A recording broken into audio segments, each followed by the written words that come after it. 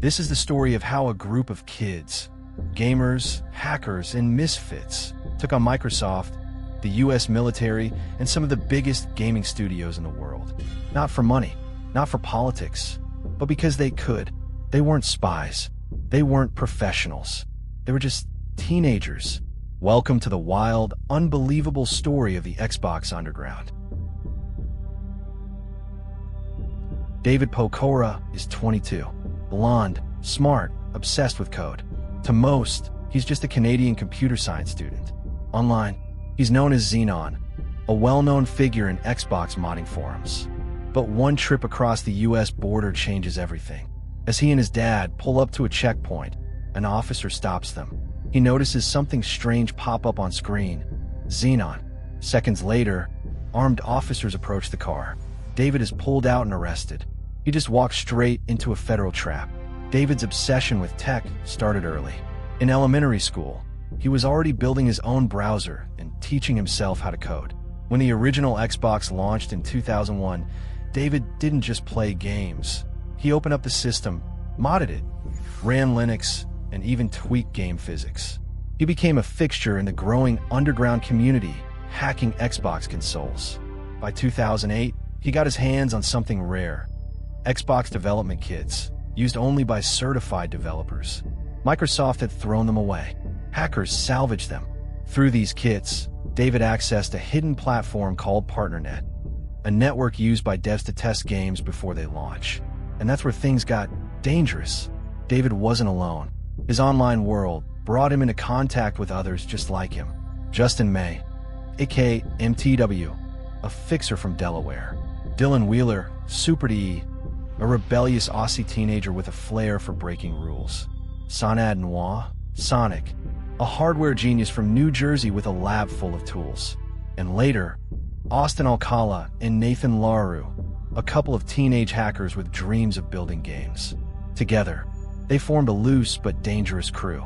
And the deeper they went into the networks of Epic Games, Valve, Blizzard, EA, and even the Department of Defense, the more they realized there were no limits. It started with an innocent list of leaked logins from Epic Games.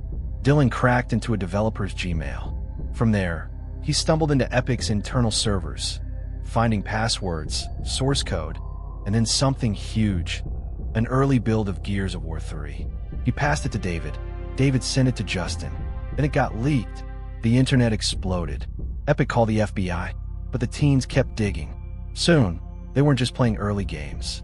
They were stealing source code from Microsoft, Activision, Bungie, Valve, and more.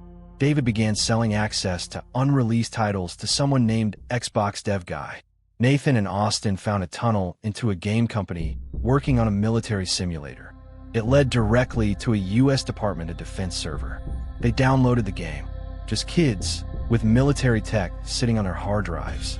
In 2012, David and Dylan accessed confidential blueprints for Microsoft's next console, Project Durango, later known as the Xbox One. They even built a working prototype. They tried to sell it to a buyer overseas for $5,000. But the package never made it. Then Dylan did something reckless. He posted the prototype on eBay. The auction went viral. Microsoft freaked. Dylan started giving interviews. And suddenly, the Xbox Underground was exposed. The FBI began closing in. Nathan's house was raided. Then Sanad's. Arrests followed. Dylan was next, captured in Australia. But someone had been helping the FBI. Persona was mentioned in the court filings, an informant from Wilmington, Delaware. The group only knew one person from there, Justin May. Just when it seemed over, David got one last offer from a hacker named Armin the Cyber. He claimed he could walk into Microsoft headquarters and steal Xbox One prototypes. And he did. Wearing a company hoodie and carrying a cloned employee badge, Armin snuck into the building, stuffed 3 consoles into a backpack, and left undetected. Days later, he was hired by Microsoft. Weeks later, arrested. In 2014, the Xbox Underground crumbled. David was arrested at the US border. Austin, Nathan, and Sanad followed. They were charged with identity theft, fraud, and stealing millions in intellectual property. David cooperated and served 18 months. Austin helped with a FIFA coin fraud case. No jail time. Sonad, banned from using computers, struggled with addiction and served time again. Nathan, now Holly, tried to flee, suffered a breakdown, and served 2 years. Tragically, after release, Holly took her own life. Dylan refused to plead guilty. When told to surrender his passport, he fled to the Czech Republic. His mother went to prison for helping him.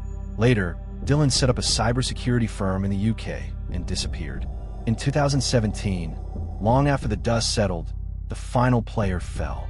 Justin May, arrested, convicted of fraud, fencing, and laundering over $400,000. He was sentenced to nearly 8 years in federal prison. They were just kids who wanted to play games before everyone else. What started as fun became a web of lies, leaks, and federal charges. They didn't hack the world for money or power.